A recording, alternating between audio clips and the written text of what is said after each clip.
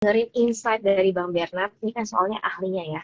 Kita pengen banget ngobrolin tentang antisipasi investasi nih di tengah kondisi konflik yang lumayan panas ya Bang ya. Bener banget.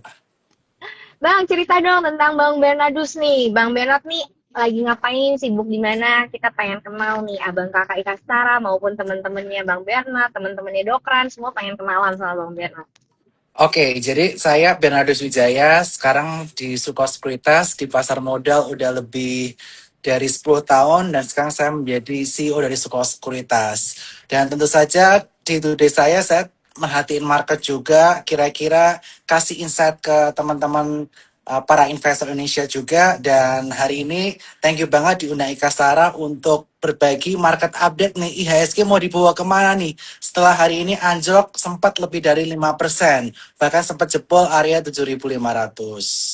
Anjlok banget ya Bang. Nanti kita dengerin dulu nih. Sebelum teman-teman memutuskan sesuatu, dengerin dulu insight dari Bang Bernard nih.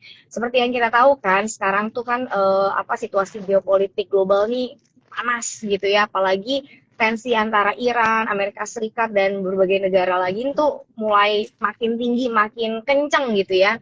Ya. Dan ini kan banyak, kita kan jadi tentunya terpengaruh juga lah ya dalam hal terutama kalau yang mungkin terimbas ini dalam membuat keputusan finansial kita. Mm-mm. Nah, baik kita yang berinvestasi ataupun sehari-hari gitu ya. Nah, ini tuh gimana menurut Bang Bernard nih? Tensi politik atau tensi konflik antara Iran, Amerika, dan beberapa negara lain ini dari sudut pandang market global, apakah situasi ini sesuatu yang benar-benar berpotensi mengguncang ekonomi dunia atau mungkin ini sementara aja sih? Gimana menurut Bang Bernard? Oke, jadi di minggu yang lalu saya udah update ya, di hari Rabu juga waktu itu. Intinya bahwa jika perang antara Amerika Serikat dan Iran terjadi, berpotensi akan adanya kenaikan harga oil. Karena mengapa? Karena 20% minyak dunia itu lewat Selat Hormuz di dekat Iran. Jadi sekitar 20 juta barel per hari lewat situ.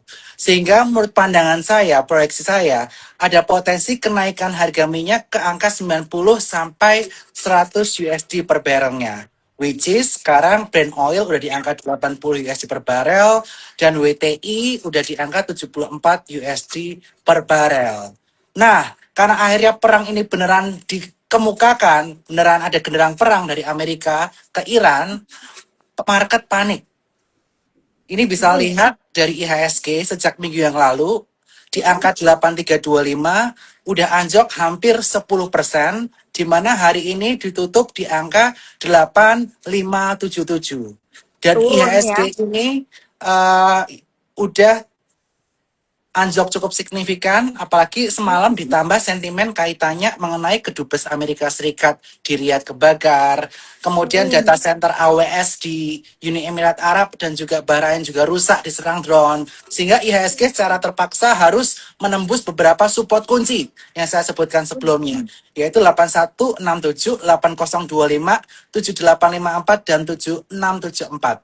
Tapi berita bagusnya nih Kak Rani, Oh, IHSG ada juga nih terjual. berita bagusnya nih ya, Bang Bernard ya. Ada Masih berita ada harapan bagus. ya gini ya. Ada harapan. Karena kenapa, Kak? Karena support kuatnya itu yang di angka 7451 itu tertahan, nggak tembus. Dan IHSG itu dibandingin indeks-indeks lainnya udah turun yang paling dalam salah satunya dibandingkan dengan negara lain karena kita udah didahului oleh sentimen-sentimen lainnya seperti MSCI waktu itu, penurunan outlook Moody's, dan tadi juga ada penurunan outlook Fitch dari stable ke negatif. Dan besok ini penyananya nih, besok IHSG gimana? Kalau Iya, gimana saya tuh Bang? cukup yakin sampai lebaran, potentially IHSG tidak akan tembus 7451. Bahkan akan menguji area-area resistance selanjutnya di 7674, 7854, dan 2085. Menurut pandangan saya mentok sebelum lebaran itu di angka 8025. Karena kenapa? Karena lebaran kan kita libur 5 hari kerja ya Kak Rani ya. Liburnya Sehingga lumayan panjang ya. Heeh. yes, sehingga uncertainty itu ada. Sehingga potentially mentok di angka 8025. Tetapi ada potensi, saya prediksi ketahan di 7451 itu 60% lah. 60% angka ini nggak akan jebol. Nah, 30% dia bisa jebol ke area 7238 dan 10% hanya di angka 7000. Jadi saya cukup optimis dengan keyakinan 60% 7451 nggak akan jebol. Karena mengapa? Karena menurut pandangan saya perang antara Iran dan Amerika nggak akan berkepanjangan. Mentok hanya 1-2 bulan. Pasti Oh, penasaran oke. ya kenapa ya? Penasaran banget nih, kenapa? Kenapa? Jadi ini dari Bang Benat jelasin semua segala macam gini kondisi IHSG saat ini terus nanti sampai Lebaran. Tapi itu statement di belakang dibilang ini kan tadi pertanyaan pertama nih ya, kira-kira ini tuh akan agak berlangsung lama atau cuman sementara aja nih? Ternyata jawabannya Bang Benat sementara ya. Sementara. Coba gimana Bang? Gimana Maksimal ceritain? 1-2 bulan. Nah, kenapa? Menurut pandangan saya nggak akan lama. Gini, Mm-mm. jadi Amerika Serikat saat Mm-mm. ini cadangan oil dan production-nya, oil yang udah diproduksi di Amerika Serikat ini mencatatkan salah satu rekor tertingginya. Oh, I see. Nah, di Amerika Serikat itu tujuan utamanya Trump itu adalah supaya oilnya itu bisa dijual juga ke negara-negara lain. Nah, Indonesia salah satu yang sebelumnya impor dari Selat Hormuz, kan Uh-uh. kepaksa mau nggak mau nggak ada pilihan lain kalau Selat Hormuz ditutup. Dia Yes. harus deal dengan Amerika Serikat. Bahkan Pak Menko Erlangga juga udah bilang dia akan bernegosiasi dengan Amerika Serikat untuk impor minyak dari sana. Mengingat 2 kapal tanker Pertamina yang nggak bisa lewat dari Selat Mm-mm. Hormuz itu. Iya, Nah, iya betul. dengan adanya buyer dari Indonesia dan pastinya negara-negara lain seperti China, South Korea, Jepang yang harusnya beli dari Selat Hormuz nggak bisa, mau nggak mau mereka bergantung sama Amerika Serikat. Nah, oleh karena itu, eh, ketika tujuan Amerika Serikat sudah tercapai, dia bisa menjual minyak-minyaknya dari Amerika Serikat itu, menurut saya Hmm. perang nggak akan berlanjut secara panjang. Karena terlalu costly buat Amerika Serikat. Hmm. Mengingat tujuan mereka udah tercapai. Itu yang Jadi pertama. tujuannya ke sana ya, Bang. Oh, ada yang kedua. Gimana gimana, Bang? Tujuan yang kedua. Yang kedua ini kita melihat bahwa Supreme Leader di Iran telah meninggal. Hmm. Dan tentu saja negara yang tanpa pemimpin seperti Ada contoh leadernya. waktu itu Irak ada Saddam Mm-mm. Hussein. Kemudian ada negara Venezuela, presidennya ditangkap. Ya, mantap. Kemudian Libya ada Muhammad Gaddafi.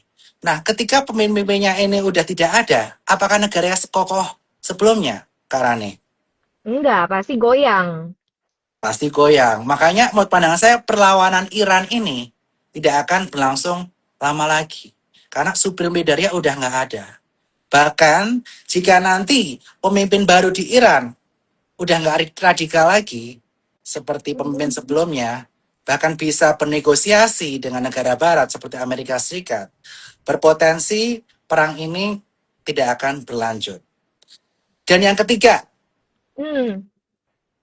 kalau perang terus terjadi, dampaknya apa? Inflasi akan membumbung tinggi. Ya. Inflasi membumbung tinggi, cara melawannya adalah bagaimana? Cara melawannya salah satunya adalah dengan cara menurunkan suku bunga. Dengan cara menaikkan suku bunga. Nah, Hmm. padahal Donald Trump itu terkenal dari zaman bahula pengen terus nurunin suku bunga.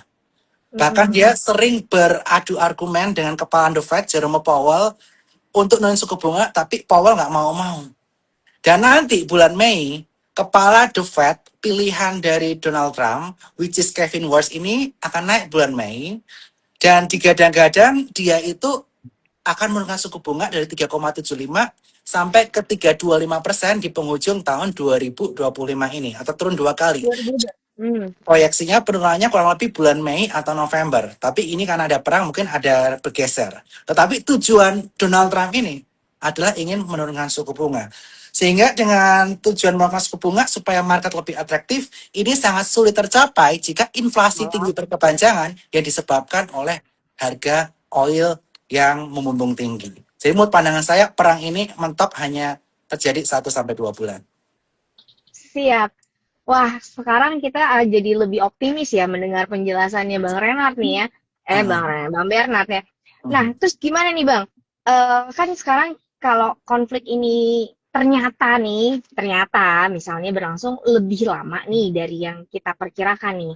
Hmm. Kira-kira apakah kita hanya melihat volatilitas jangka pendek atau jadi ada perubahan yang lebih struktural di ekonomi global ini? Oke, jadi ada satu ketakutan nih. Jika perang ini berkepanjangan, harga oil naik, misalnya sesuai prediksi saya bisa 90 sampai 100 USD per barel. Nah, inflasi akan terjadi di seluruh belahan dunia. Terutama Tuh. di negara yang net importir dari minyak. Termasuk Mm-mm. yang marketnya ambles lebih dari 10% hari ini. Dan juga yang paling penting adalah Jepang. Nah, Oh, Jepang gimana ini tuh Jepang? selama beberapa tahun terakhir ini dia itu mengalami deflasi. Tetapi Ya. 1-2 tahun belakangan inflasi mulai terjadi dan saat ini inflasi di Jepang udah mencatatkan lebih dari 2%. Nah, padahal Jepang ini salah satu konsumen terbesar dari Selat Hormuz setelah Hmm, China dan juga berbarengan dengan India, nomor 3 itu Jepang. Jepang. Nah, jika terjadi perang berkepanjangan, inflasi di Jepang naik, dampaknya apa? Suku bunga di Jepang ini bisa naik. Yang tadinya dulunya murah banget tuh di Jepang 0%, sekarang udah 0,75%. Kalau naik dari 0,75% ke 1%, dampaknya apa? Dampaknya akan ada carry trade unwind. Jadi gini Mbak Rani, dulu banyak Mm-mm. investor-investor, fund manager, atau trader itu pinjam duit dari Jepang waktu dulu suku bunganya murah di 0% untuk dimasukin ke US Treasury Bond di Amerika Serikat. Mm-mm. Untuk trading di US stock. Masuk ke cryptocurrency. Karena murah bunganya. Tapi Betul. suku bunganya dinaikkan dari 0,75 ke 1%. Orang mikir apa? Ya udah aku take profit dulu lah. Dari bond di Amerika, dari saham di sana, dari cryptocurrency. Tarik Mm-mm. untuk lunasin utangnya di Jepang. Karena bunganya udah naik. Nah ini yang tentu saja tidak diinginkan juga oleh Amerika Serikat. Karena Sama. salah satu yang banyak memberikan hutang kepada Amerika Serikat adalah Jepang. Nah, oleh karena itu, menurut pandangan saya, perang ini tidak akan berlangsung lama, paling lama 1 sampai 2 bulan. Oke, luar biasa ini analisisnya Bang Bener ini luar biasa banget ya, memandang dari berbagai sektor, komprehensif banget pandangannya. Dan jadi tadi ya kalau kita Bang Beres jelasin tentang kondisi terutama terkait dengan Jepang nih. Kalau kondisi market regional Asia secara umum gimana dibandingkan dengan Indonesia nih dalam situasi seperti ini, Bang? Wah, industri atau market di Asia saat ini sih memang parah ya. Tadi hari ini Korea turun 12,06%. Hmm, Kemudian Hong Kong turun 2%. Jepang 3,61%. Nah, kenapa penurunan cukup signifikan? Karena China, Korea, dan Jepang ini bersama dengan India itu merupakan top 4 dari negara-negara yang banyak mengambil minyak dari Selat Hormuz. Dampaknya apa kalau Selat Hormuz ditutup? Mereka supply minyaknya terancam. Sehingga mm-mm. aktivitas bisnis di negara tersebut terancam. Sehingga mereka harus mencari suplai minyak baru yang tidak berasal dari Selat Hormuz. Salah satunya dari Amerika Serikat. Sehingga penurunannya tajam sekali karena takut berdampak terhadap ekonomi realnya. Contohnya, Ekonomi. logistik, Mm-mm. pengiriman barang antar kota pasti butuh bensin untuk mobilnya, Yes. untuk Oil trackingnya, lagi, oil untuk lagi ya Bang ya. lagi pengiriman barang naik kapal butuh oil. Pesawat Mm-mm. butuh Butuh oil. oil. Jadi oil itu tidak bisa dilepaskan dari kehidupan sehari-hari kita. Dan Mm-mm. China, Korea, Jepang, India itu konsumen terbesar dari Selat Hormuz. Sehingga Hmm. ini berdampak terhadap penurunan yang cukup signifikan di negara-negara tersebut. Oke Bang, terima kasih banget ini penjelasannya eye opener banget ya. Tapi saya mau ada bacain komen-komen lucu-lucu, bukan lucu sih. Ini menggelitik ya karena jadi pertanyaan kita-kita juga nih. Nih ada pertanyaan dari Sensen 905 nih. Apakah benar nih nggak Bang? Menurut Bang Benak gimana? Lupakan saham, kembali ke deposito. Gimana tuh Bang tanggapannya? Kalau menurut pandangan saya, seperti saya sampaikan tadi, IHSG saat ini udah cukup murah. Karena Mm-mm. saya tadi memprediksikan 60% IHSG ini tertahan di 7451, 30% tertahan di area 7238, dan hanya 10% tertahan di area 7000. Jadi bottomnya menurut pandangan saya udah enggak jauh lagi. Walaupun disclaimer, naiknya nanti sampai setelah Lebaran sampai akhir April itu nggak akan sesignifikan kencangnya ketika golden moment. Jadi waktu itu saya sampaikan ada golden moment nih Kak Rani. Jadi Mm-mm. tanggal 10 Februari sampai akhir Februari golden moment untuk masuk IHSG. Dan waktu itu IHSG rally hampir 10% dari 7.500-an sampai 8.400. Cukup signifikan. Tetapi Mm-mm. sekarang ini masih banyak uncertainty. Walaupun murah, tapi kalau naik pun naiknya nggak akan cepat, nggak akan signifikan. Karena banyak sentimen-sentimen yang perlu diperhatikan dari luar negeri maupun dalam negeri. Nah, sentimennya apa? Yang pertama, apakah perang antara US dan Iran ini akan segera berakhir atau enggak? Apakah Selat Hormuz ini akan segera dibuka atau tidak? Karena ini sangat menentukan harga oil akan kemana. Sekarang Brent oil udah di 80 USD per barrel. Prediksi Mm. saya mungkin top di angka 90 sampai 100 USD per barrel. Tapi kalau berkepanjangan lebih dari 2 bulan, lebih dari prediksi saya, itu bisa tembus 100 USD per barrel. Inflasi di mana-mana. Inflasi di mana-mana, banyak bank sentral akan menaikkan suku bunga untuk menahan inflasinya. Nah, ini yang tidak kontraproduktif atau ini yang kontraproduktif terhadap pergerakan market. Kemudian yang kedua, kaitan mengenai market Indonesia. Seperti kita ketahui di penghujung Januari yang lalu, MSCI itu melakukan freeze terhadap konstituen di Indonesia. Moody's di awal Februari menurunkan ratingnya dari positif, dari stable ke negatif. Fitch hari ini baru menurunkan dari outlook dari stable ke negatif. Kemudian FTSE juga melakukan freeze konstituen barunya. Kenapa? Karena keterbukaan free float yang belum ada di Indonesia. Jadi saat ini reformasi gila-gilaan dilakukan di pasar modal Indonesia, kaitannya menaik keterbukaan free float sampai 1%. Kemudian nanti sampai tahun 2029, free float masing-masing emiten itu minimal 15%. Kemudian ada kategori dari 7 ke 28. Supaya apa? Supaya MSCI ini bisa menilai bagaimana kondisi sesungguhnya dari saham tersebut. Kondisi struktur pemegang sahamnya seperti apa. Sehingga pasar modal Indonesia lebih sehat. Dan reformasi pasar modal sekarang ini cukup agresif ya. Sehingga mungkin banyak investor ataupun trader yang kaget, panik, nggak siap. Karena pemeriksaan di sana-sini. Sekuritas-sekuritas banyak yang diperiksa. Nah, oleh karena itu, ini menyebabkan mungkin orang baru akan pelan-pelan kembali trustnya ke pasar modal. Walaupun saya sangat optimis hingga penghujung tahun 2025 ini, IHSG masih akan bullish setelah melewati fase sideways di bulan Maret April ini. IHSG bisa mencapai puncak di 10.000 lah di tahun Ah, 2025 ini.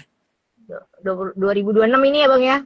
Oh sorry, 2026. Saya sampai lupa nih. Pasti karena banyak yang dipikirin nih Bang. Soalnya ini topiknya kan memang sangat menghangat banget ya. Sebenarnya ada yang nanya nih, dari Pandi Saputra Yeni, sektor Hmm. apa yang menarik untuk kolek? Oke, sektor apa yang menarik? Jadi saya simpulkan dulu ya, Kak Rani, bahwa IHSG ini bottomnya udah dekat, udah kelihatan. Mm-mm. Which is 60% di 7451, 30% potensi ke 7238, dan 10% ke 7000. Nah, saham-saham apa nih yang bisa kita kolek? Tetapi sekali lagi, karena kondisi market masih banyak uncertainty di Timur Tengah, tadi saya sampaikan, di Jepang, kemudian Mm-mm. MSCI, walaupun saya sangat yakin reformasi di pasar modal akan berhasil, tapi kita tetap penting melakukan money management. Tadi ada yang Mm. ngomong all in, jangan all in. Kita better sampai lebaran nanti. Karena lebaran itu libur 5 hari ya Kak ya. Jadi Mm-mm. anything can happen di market. Jadi maksimal cash, maksimal porsi di saham itu mentok 50% Kak Rani. Mm-mm. Sisanya 50% taruh di mana? Jangan Gimana? lupa taruh di time deposit, taruh di cash RDN, atau Kak Rani, ada namanya reksadana pasar uang. Nah, Ah. reksadana pasar uang ini returnnya 4-5% setahun, indikasinya, terutama yang Sukor ya, Sukor Invest Money Market Fund. Mm-mm. Kemudian yieldnya dibagikan harian, dan kalau teman-teman buka rekening spot by Sukor Sekuritas, itu langsung ada namanya auto subs. Jadi, kalau dananya nganggur, langsung masuk ke reksadana pasar uang. Nah, sekalian jual nggak apa ya, Nggak kenalan produk apa-apa. ikas Ini caranya. ini langsung aplikatif ya Bang ya. Ya, ya. Terus, kalau mau nggak gatel kepake trading, auto subs ya, 50%-nya bisa ditaruh di Sukor Invest Stable Fund. Indikasi returnnya di angka 5,5% sampai 6,5% setahun. Itu isinya itu di corporate bond, ada time deposit juga, ada deposit on call. Itu bisa dicairin T2. Kalau teman-teman instruksi hari ini sebelum setengah 12, 2 hari lagi bisa nyampe ke sini. Diperhatikan. Jadi 50% jangan lupa tahu di situ. Itu sekalian untuk dana darurat, Kak. Jadi buat teman-teman yang Wah, masih konservatif, yang belum ngerti saham, untuk dana darurat bisa masuk Sukor Invest Money Market Fund atau Sukor Invest Stable Fund. Nah, kalau sektor saham nih yang 50% sisanya, itu bisa di mana? Ini pertanyaan yang menarik. Yang pertama, tentu saja kita bisa perhatikan saham-saham perbankan, bank-bank BUMN kita. Kenapa saham-saham bank-bank ini cukup menarik yang BUMN? Yang pertama adalah kaitan mengenai Danantara yang udah boleh masuk ke public market. hmm, Mereka pasti masuknya kemana dulu nih? Masuknya, kalau pandangan saya, pastinya ke anak usahanya. Dan anak usahanya Danantara yang paling profitable adalah di sektor-sektor perbankan. Dan BPRI, PMRI, BPNI, jika dividen payout ratio-nya seperti tahun lalu, yield-nya di harga sekarang bisa lebih dari 5%. Jadi sektor perbankan ini cukup menarik sebagai defensif stock ya. Jadi kalau di saham jangan semuanya taruh yang agresif. Kalau menurut hmm. saya 60-70% kita taruh yang defensif dulu, 30-40% ke yang agresif. Nah, yang defensif ini kita bisa yang pertama pilihannya ke perbankan. Pilih salah satu karena itu yield-nya pasti di atas 5%. Uh, Ya, Peluangnya cukup tinggi di atas 5%. Kemudian yang kedua di defensif bisa sektor telekomunikasi. Saya sudah sebutkan berkali-kali ada Telkom, ini potentially dividen yield-nya juga di atas 5%. Tadi bank-bank juga potentially dividen yield di atas 5%. Dan ada telekomunikasi yang baru kitchen shrinking dan sekarang sentuh MA 200-nya. Dan potentially di Q1 dia akan mencatatkan positif karena bersih-bersih hasil merger dia dengan Friend itu udah diberesin di 2025, which is dia itu Excel. Jadi Excel ini di angka 2820 ini menarik. Dan saya juga udah nyampaikan beberapa saham saham defensif sebelumnya, PTBA ini udah cuan lumayan nih dari saya kasih kemarin di angka kisaran 2600-2700. Minggu lalu saya ada infokan PTBA, mungkin kemarin udah cuan lebih dari 5%. Kemudian AADI itu juga udah cuan cukup signifikan. Selamat ya ada cuan PTBA sama AADI. Nah, yang agresif nih, ini teman-teman di sini nunggunya agresif karena biasanya kalau retail itu kalau yang pelan-pelan naiknya itu kurang sabar. Mereka maunya yang agresif. Tapi sekali lagi saya di sini disclaimer ya, saya mengingatkan bahwa kondisi seperti ini defensif tetap perlu. Kayak sepak bola lah Kak Rani. Kalau main harus bola tarik ulur ya. harus ada pemain belakang, pemain tengah, pemain depan. Kalau semua pemain depan gimana? Kebobolan nggak Wah, kita? jebol ya kita nanti ya. Ya jebol, makanya ada pemain depan sama pemain belakang. Dan pemain belakangnya tadi yang sektor defensif ada satu lagi yang saya lupa sebut, yaitu CSMR. CSMR ini selama beberapa hari terakhir ini turun cukup signifikan. CSMR itu jasa marga. Dan jasa marga ini udah deket area support kuatnya banget di 3250. Dan dia upside-nya menurut pandangan saya cukup menarik. Kenapa jasa marga menarik? Kakak nanti Lebaran mudik nggak Kak? Oh iya ya, semua pada mudik rame-rame nih. Pasti. Kalau mudik lewat apa? Kalau yang darat. Lewat jalan tol. Nah, lewat jalan tol, pasti jalan Siapa tol yang rame nggak kalau ini? lebaran? Wah, padat sampai Nah, kayak ini, penuh. Nah, jalan tol ini pengelolanya adalah Jasa Marga atau JSMR. Dan Jasa Benar. Marga ini sekarang di perdagangan di area PBV murah banget. 0,66 kali dan PI-nya 6,54 kali. Jadi sektor defensif yang tadi bisa diperhatikan tadi ada bank, terus Telkom, Excel, dan Jasa Jasa Marga. Marga. Hmm. Jadi ada 4 ya, bank, Diulang lagi Telkom, bang, Excel, diulang lagi Jasa bang. Marga. Udah pada nyatet nih. Ada bank, Telkom, Excel, sama Jasa Marga. Itu yang defensif. Nah, Oke. sekarang kita penyerangnya Ya, nih. gimana Orang nih? Strikernya ayo. penyerangnya. Yang Strikernya ingat agresifnya. tapi ya yang agresif 30 sampai 40% porsi. Nah, Boleh yang nggak sih bang lebih strikernya gede lagi porsinya dari itu? Berani nggak bang? sebenarnya boleh, tetapi ya perhatikan kalau teman-teman lebih agresif boleh lebih gede dari 34%, yang defensif dikit. Tapi ya sekali lagi, kalau teman-teman pengen yang cuannya cepet, kalau lagi balik arah, ya turunnya juga cepat. Cepat. High reward, high risk. Sesuaikan dengan Betul. risk profile kita. Seperti itu. Nah, Nah, sekarang saya kembali akan ke striker nih sampaikan bang. pesan yang agresif, strikernya. Striker yang pertama, sekarang ini harga minyak berpotensi naik. Itu pertama yang perlu kita ketahui. Kedua, emiten ini didukung secara teknikal, dia udah kena moving average 200-nya. Dan yang ketiga, company ini full of corporate action story, di mana anak usahanya terus melakukan akuisisi participating interest atas blok-blok, dan juga dia baru meng-IPO-kan anak usahanya di tahun lalu. Which is adalah Raja. Nah, Raja ini diperdagangkan di area support moving average 200 di 3940, dan Raja ini jika menembus area resisten di area 4 sekitar 4830, dia potensi menguji resisten selanjutnya di kisaran area 5200. Jadi Raja ini cukup menarik karena dia story yang oil, kemudian kena MA 200, plus dia ini penuh dengan cerita corporate action.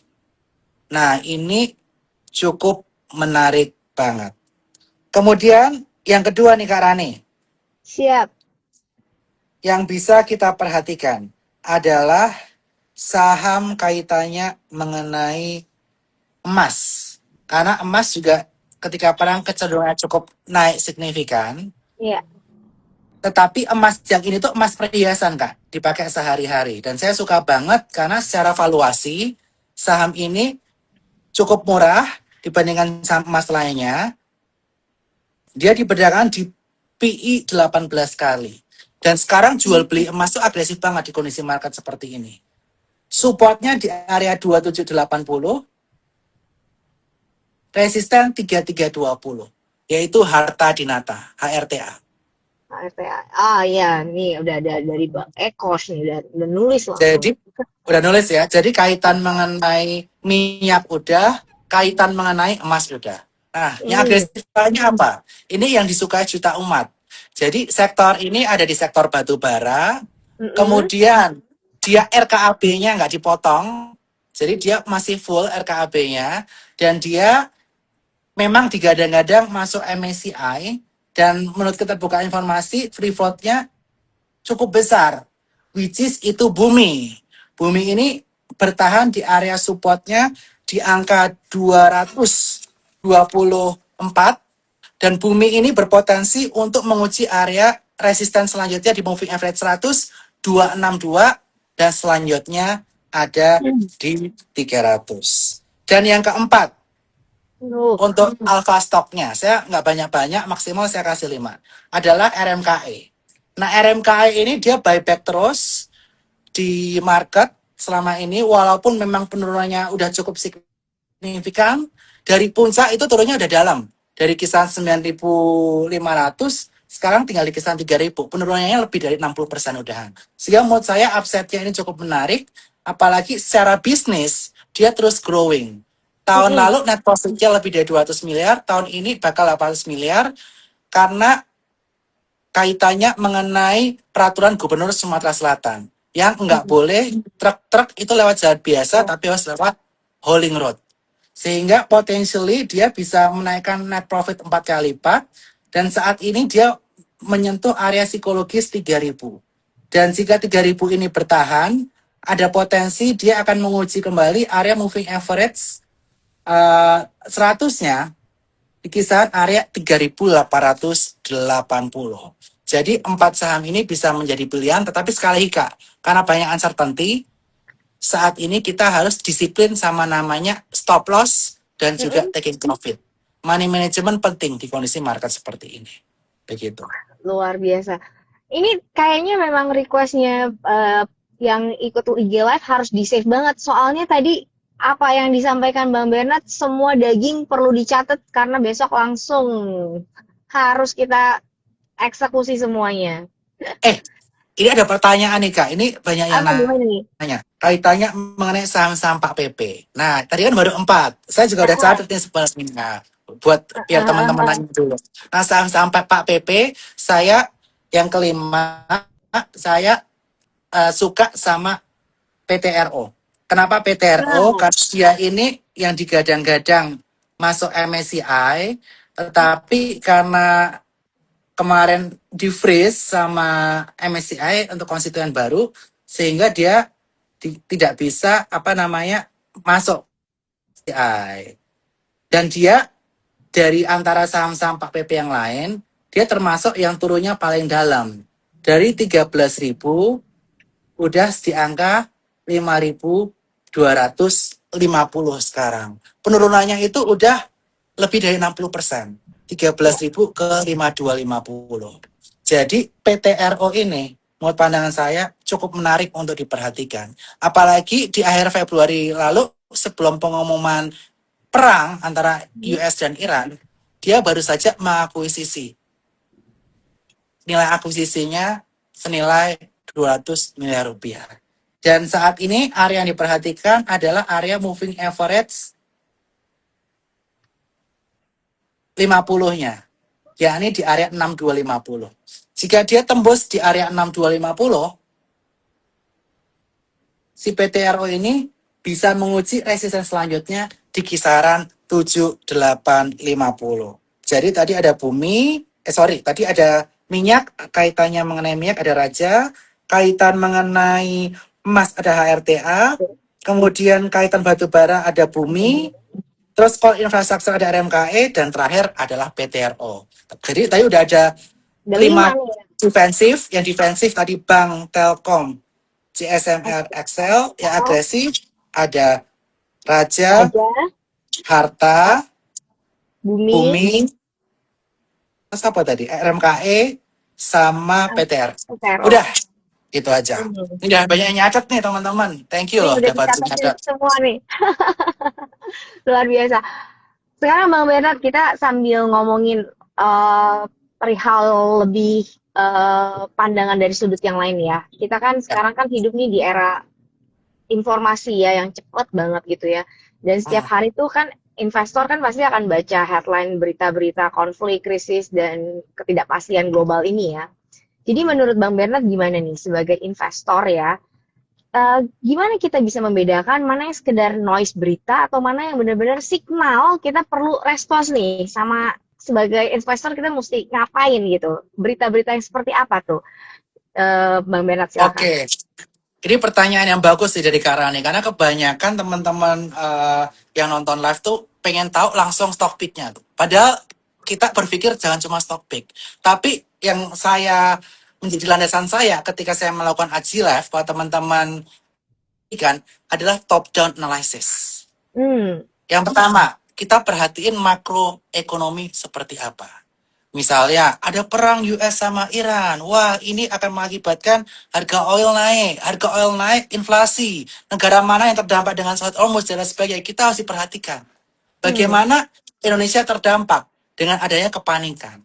Dan jangan lupa, di Indonesia itu asing juga masih banyak kepemilikannya, di kisaran 35-40%. Jadi kalau asing panik, pull out money dari Indonesia, ya indeks kita juga bisa turun.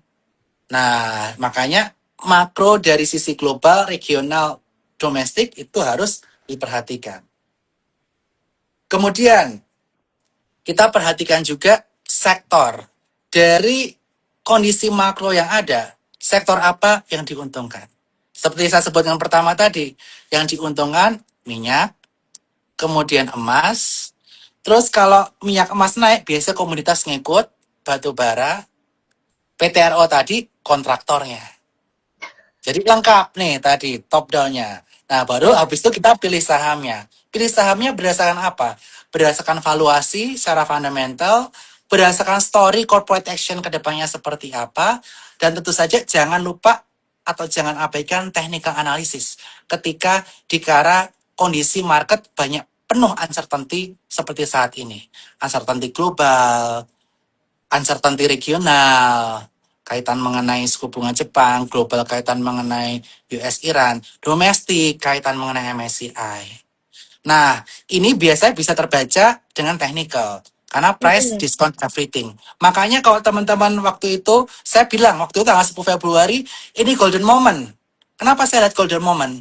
Karena secara makro berita negatif udah keluar semua tanggal 10 Februari, terus secara technical udah mulai ada price action.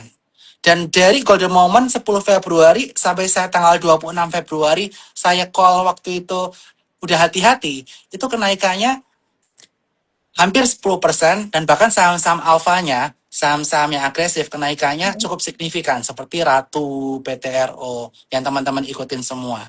Dan mudah-mudahan kali ini IHSG udah cukup strong karena melihat semuanya udah price in dan dampaknya harusnya udah nggak akan semasif itu lagi. Kalau sesuai prediksi saya, perang paling lama cuma 1-2 bulan. Itu asumsinya ya, di garis bawah ya. Asumsi IHSG 60% tertahan di 7451, 30% tertahan di 7238, dan 10% tertahan di 7000 dengan asumsi perang hanya berjalan 1-2 bulan. 2 bulan. Walaupun yang kali ini reboundnya ini nggak akan cepat karena nanti akan ada libur lebaran. Mentok-mentok sebelum lebaran 8025 mentok-mentok. Karena ada uncertainty 5 hari, kita nggak tahu what will happen 5 hari tersebut ketika libur lebaran. Jadi masih sideways dulu lah dengan antara 7451 sampai 8025 di bulan Maret ini. Bang, jadi dalam ketidakpastian yang seperti sekarang nih, ada uncertainty yang Bang Bernard bilang nih. Seringnya apa sih kesalahan yang dilakukan para investor nih dalam keadaan uncertainty ini? Seringnya yang pertama nih, Kak, overconfidence. Mereka ngelihat, wah ini boleh beli nih, walaupun kondisi market jelek pun saham ini katanya bakal naik ke segini, pasti naik ke segitu. Overconfidence dan nggak melakukan research. Itu yang pertama. Jadi tanpa riset pun mereka overconfidence. Mereka nggak peduli makro gimana pun overconfidence sama saham tersebut. Padahal pergerakan suatu saham itu ditentukan oleh supply and demand. Supply and demand itu ditentukan oleh apa? Makro, sektoral, dan sahamnya. Jadi kita nggak boleh abaikan makro. Jadi kita jangan terlalu overconfidence. Satu. Yang kedua, kita nggak melakukan riset. Jadi kita percaya apa kata orang, kata teman, kata broker kita. Percaya aja yang main diomongin. Padahal semuanya itu disclaimer on. Semua keputusan jual beli ada di tangan teman-teman semua. Dan keuntungan ditanggung sama teman-teman. Jadi teman-teman itu harus do research dulu. Apakah udah sesuai dengan risk profile saya atau belum? Itu yang kedua. Yang ketiga, setelah tadi yang pertama, apa tadi? Overconfidence, terus your own research, more research. Dan yang ketiga itu, tidak sesuai dengan risk profile. Risk profile teman-teman itu nggak terlalu agresif, tapi mainnya sama gitu ya. Terus porsi sahamnya kebanyakan. Jadi nggak sesuai risk profile. Dan yang keempat adalah money management. Manajemennya berantakan. Di satu saham karena terlalu confidence all in. Padahal nggak. Dia tuh harus diversifikasi. Seperti Disebar itu. ya Bang ya, disebar. Nah, Bang, Betul. sekarang kita coba ngobrolin yang terkait sama teman-teman alumni Ikastara nih, yang memang kan mungkin Nah, banyak kan profesional aktif ya, bukan yang bisa punya waktu untuk selalu memantau market gitu ya. Nah, kalau orang-orang yang seperti ini nih profilnya, kalau dalam situasi seperti sekarang, strategi money management gimana yang Bang Bernard saranin nih kepada para investor yang tipenya gini kayak gini, nggak sempet ngeliatin memantau market tiap-tiap gitu. oke. Nah, jadi ini beda lagi nih. Kalau teman-teman yang emang nggak up to date atau kudet lah tentang market, Beda. ya udah investnya itu di reksadana aja. Reksadananya Mm-mm. apa? Bisa pasar uang. Itu yang tadi saya sampaikan, Sukor Investment Market Fund 4 sampai 5% setahun indikasinya. Mm-mm. Stable Fund itu yang lebih agresif, isinya ada obligasi korporasi 3, 5, 7 tahun. Itu kurang lebih indikasi return 5,5 sampai 6,5% tahun ini setahunnya. Dan juga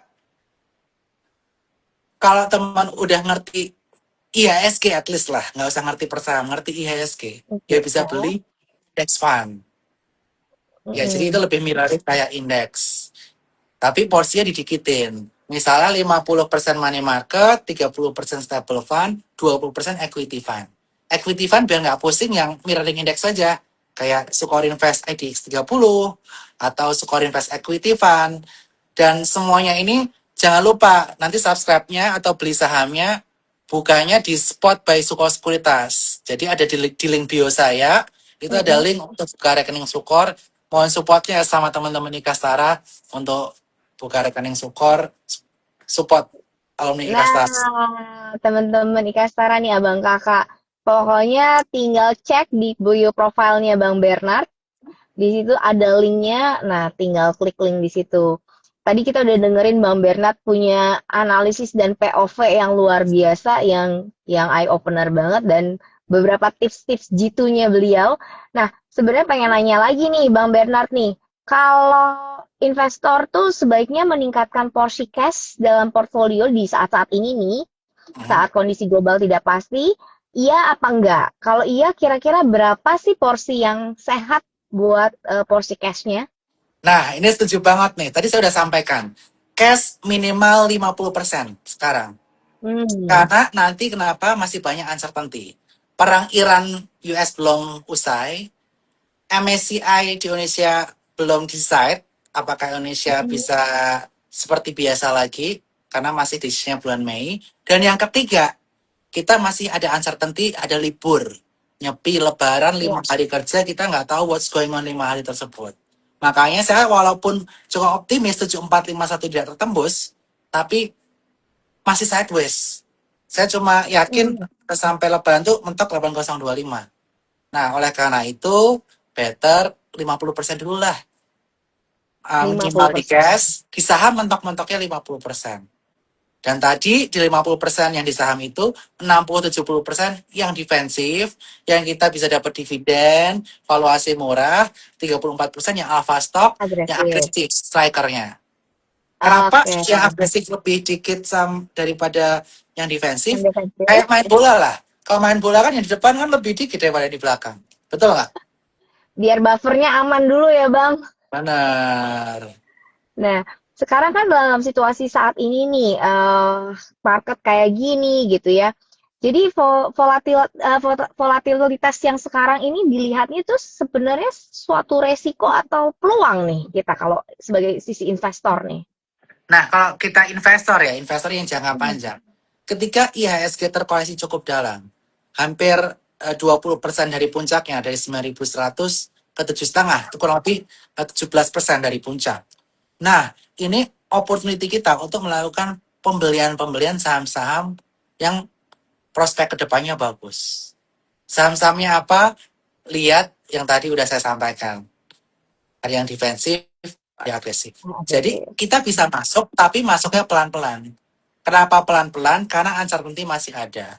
Siapa tahu tebakan saya salah. 7451 jebol ke 7300. Siapa tahu Hmm. 7300 jebol ke 7000. Kita masih ada peluru. Makanya walaupun saya optimis 7451 akan jebol, tapi saya tetap bilang maksimal maksimal di sana 50% dulu. Karena saya tahu uncertainty masih ada. Walaupun berdasarkan tesis yang saya sampaikan tadi, perang ini nggak akan berlangsung lama. 1 atau 2 bulan maksimal. Siap. Luar biasa nih, Bang Bernard nih analisisnya tajam ya. Kita banyak belajar dari cara pikir beliau bahwa ya kembali lagi kita harus melakukan riset gitu ya Bang ya. Nah, Hmm. kalau dalam kondisi kayak gini nih, melihat sektor-sektor di Indonesia, sektor apa yang menurut Bang Bernard relatif lebih tahan terhadap kondisi global yang saat ini terjadi? Oke, sektor yang tahan terhadap kondisi seperti ini, tentu saja yang pertama adalah sektor telekomunikasi. Karena Hmm, ujung-ujungnya kita masih telepon, masih buka YouTube, internet, ketika kondisi seperti ini. Makanya tadi di kondisi defensif saya masih bilang Telkom sama Excel cukup menarik karena mau nggak mau kita masih pakai provider hmm, asal nggak ada price war ya antar provider. Kemudian yang kedua, perbankan masih akan menjadi tiang panjang pertumbuhan ekonomi di Indonesia. Karena sebagian besar perusahaan itu melakukan ekspansi dari kredit perbankan. Jadi tidak bisa dipungkiri perbankan ini menjadi sektor yang tahan banting ketika hmm. kondisi market uncertainty seperti ini. Itu yang bisa diperhatikan. Nah, kalau yang Alphastock seperti apa? Dia nanya, yang Alphastock tadi udah disebutin. Ada saham-saham yang nanti bisa ditonton lah di cuplikan Di video kita. Nanti ini kita simpan ya Kak, ya. Ini udah banyak yang nanya nih ya. Simpan. Nanti kita post juga di akun Ikastara for All, akunnya Bang Bernard, ya di akunnya Dokran. Biar nanti abang kakak, teman-temannya Bang Bernard nih bisa di rewatch again. Karena infonya Yes. daging semua nih isinya. Yes. Dan anyway nih buat teman-teman follower aku siapa Kak Rani ini. Jadi Kak Rani ini merupakan calon ketua umum dari Ikastara atau Ikatan Alumni Taruna Nusantara. Which is aku dulu juga lulusan Taruna Nusantara. Jadi ya saya senang banget Ikastara lulusan SMA Taruna Nusantara itu bisa kontribut juga aktif di pasar modal. Karena kalau bukan kita siapa lagi Kak Rani. Jadi saya senang banget di Iya. Kak Rani. Kita justru senang banget bisa mengundang Bang Bernard nih dan punya kesempatan ngobrol sama Bang Bernard karena Bang Bernard ini udah terkenal banget nih teman-temannya Bang Bernard yang followersnya Bang Bernard di kalangannya Ikastara beliau ini terpandang banget makanya suatu privilege Ikastara for All bisa ngundang pakar ahlinya ngobrol di sini kita tanyain aja semuanya jurus-jurusnya keluarin dan Bang Bernard nggak pelit lagi dia keluarin semuanya tadi rahasia-rahasianya udah disebut lima macam tuh kita nanti bisa rewatch lagi ya. Ya, Dan kita masih punya waktu ya Bang Bernard ngobrol lagi nih. boleh. Soalnya banyak pertanyaan sebenarnya. Gimana nih tentang sawit? Gimana tentang perkapalan? Tadi saya lihat banyak komen. Coba deh Bang Bernard kasih pandangan-pandangannya. Kalau untuk kaitan mengenai saham perkapalan, Mm-mm. perkapalan itu kalau dapat deal sama perusahaan minyaknya atau perusahaan batu bara yang tadi kirim sama kapal itu, biasanya dia sistemnya kontrak atau harga fluktuatif. Itu pertanyaan saya pertama. Sistemnya biasanya adalah kontrak. Jadi Kontra. harga udah dikunci. Nah, kalau harga dikunci dengan kenaikan atau volatilitas harga minyak ini, apakah profit marginnya akan naik? Enggak juga. Makanya saya tidak masukkan sektor perkapalan di salah satu rekomendasi saya ketika bulan Maret ini setelah perang US dan Iran. Lebih ke sektor oil and gas-nya ataupun emasnya karena biasanya ketika konflik terjadi emas itu mengalami kenaikan signifikan begitu. Kemudian kalau sawit, nah Ya. biasanya kalau oil naik, komoditas naik, sawit itu juga akan mengalami kenaikan. Dan saham sawit di Indonesia itu memang dia likuiditasnya agak kurang ya, karena banyak yang constraint terhadap ESG. Tetapi kalau teman-teman merupakan investor dan masuknya dalam size yang tidak begitu besar, itu bisa dipertimbangkan juga. Karena valuasinya cukup murah dan juga kebanyakan dari mereka itu rutin membagikan dividen. Nah, Hmm. saham apa yang menarik nih untuk kaitannya mengenai saham sawit? Di sini yang sawitnya masih muda-muda dan valuasinya cukup murah, itu ada TAPG, jadi perdagangan di PI 8,72 kali dan PBV 2,78, dan DSNG. DSNG ini diperdagangkan di PI 8 kali dan PBV 1,31. Jadi kalau untuk CPO itu lebih jangka menengah ke panjang ya, karena kalau untuk trading volatilitasnya nggak ada dan bid overnya mungkin lebih tipis, turnovernya lebih tipis setiap harinya dibandingkan sektor yang saya sebutkan sebelumnya. Terima kasih Bang Bernard. Mungkin kita mau ngobrolin yang ini juga nih tentang uncertainty lagi. Kita balik lagi tentang situasi yang saat ini lagi penuh ketidakpastian nih. Nah, menurut pandangan Bang Bernard gimana? Indonesia nih saat ini apakah justru punya peluang untuk jadi salah satu market yang relatif menarik dibandingkan dengan emerging markets lainnya? Menurut Bang Bernard gimana? Nah, kita lihat secara makro untuk Indonesia.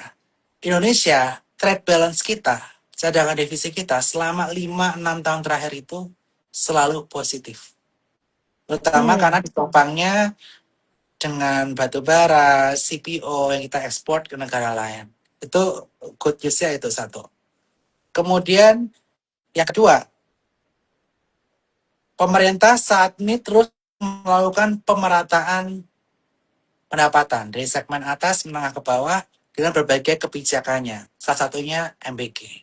MBG ini diharapkan bisa menstimulasi perekonomian kelas menengah ke bawah sehingga mereka daya belinya bisa meningkat dan bisa melakukan pembelian produk-produk di Indonesia, produk-produk lokal sehingga ekonomi itu bisa muter. Dan ketika ekonomi muter, dampaknya apa? Ada pertumbuhan ekonomi, pertumbuhan GDP. Pak Prabowo Subianto mencanangkan di tahun 2029 pertumbuhan GDP bisa mencapai 8%. Dan sekarang di angka 5% sekian.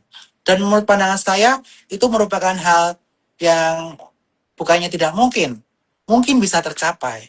Asalkan apa? Asalkan semua stakeholder ini bekerja keras untuk Indonesia. Dan Indonesia ini dengan pertumbuhan di atas 5%, ini masih di atas negara-negara seperti China, Jepang.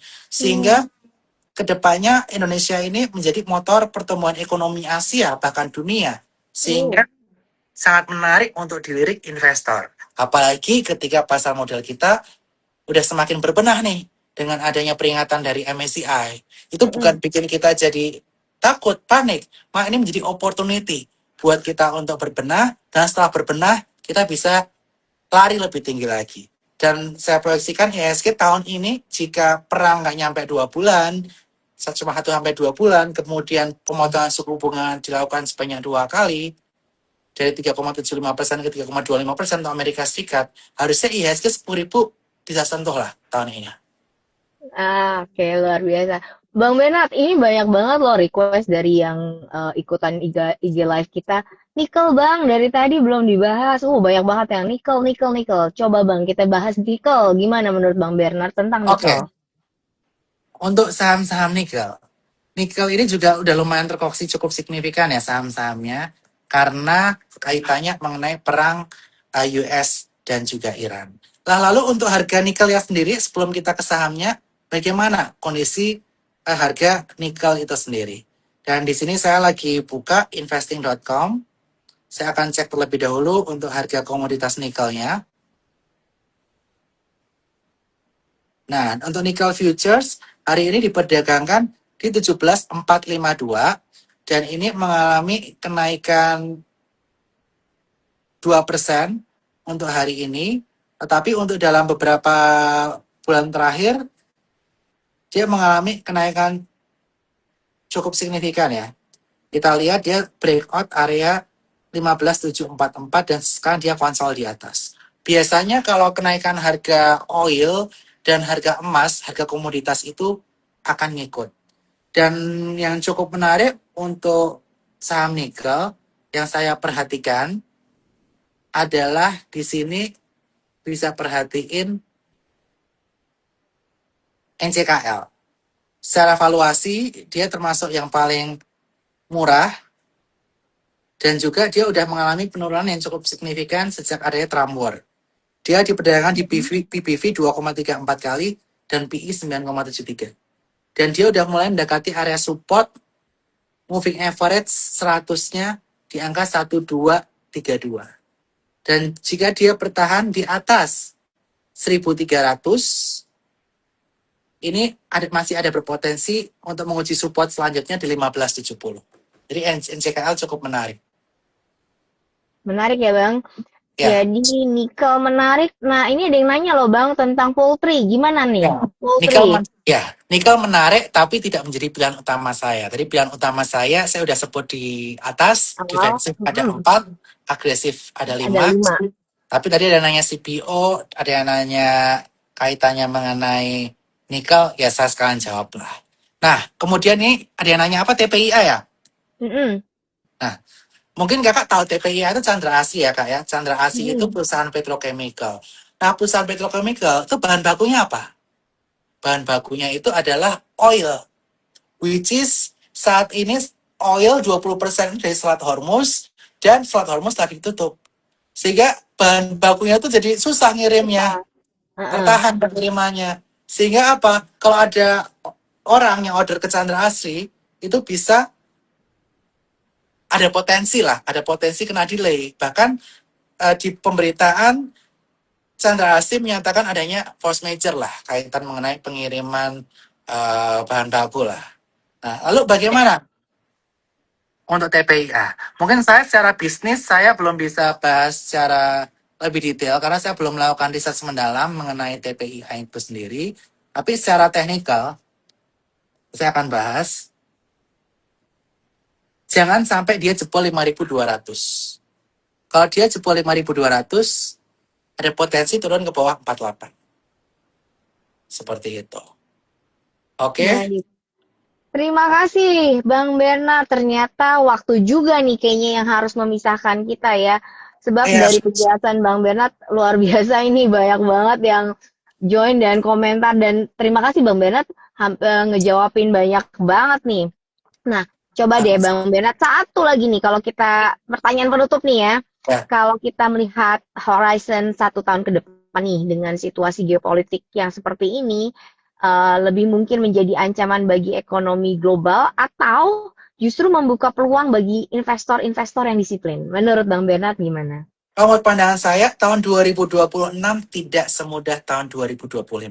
Tahun 2026 ini tahun kuda api, di mana kuda itu elemennya in fire, kemudian api itu yang fire tahun ini. Jadi ada 2 api bersatu panas.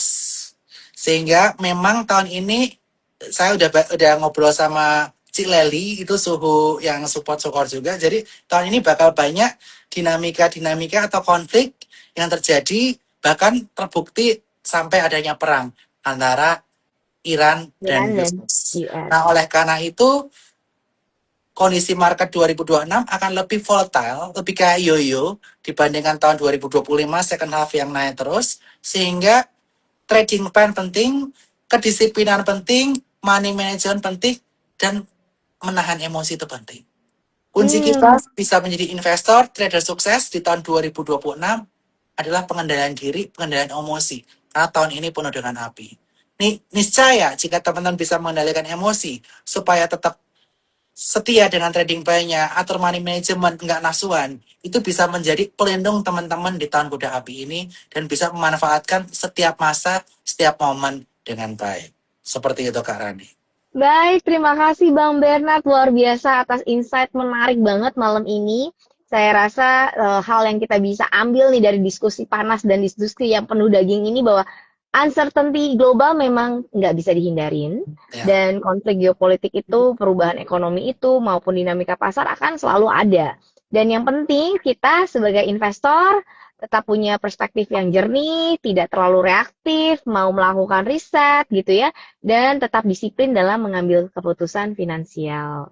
Baik, saya pribadi, Rani, dan Ikastara for All mengucapkan banyak terima kasih kepada narasumber kita yang luar biasa banget, Bang Berat, dan teman-teman Ikastara for All, teman-teman Sukor Sekuritas, teman-teman followersnya Bang Bernard yang sudah bergabung di IG Live malam ini. Semoga diskusi kita bisa memberi perspektif yang bermanfaat bagi kita semua. Terima kasih Amin. Bang Bernard. Terima Terima kasih Kak kasih Roni. ya buat supportnya. Sukses. Thank you Kita catch up ya banget. ntar ya. Kontak-kontakan. Yes. Catch up. Oke, I'll Terima see kasih. you. Bye-bye. Selamat malam Bye-bye. semuanya. Bye. Kita tutup live malam ini. Selamat malam. Malam.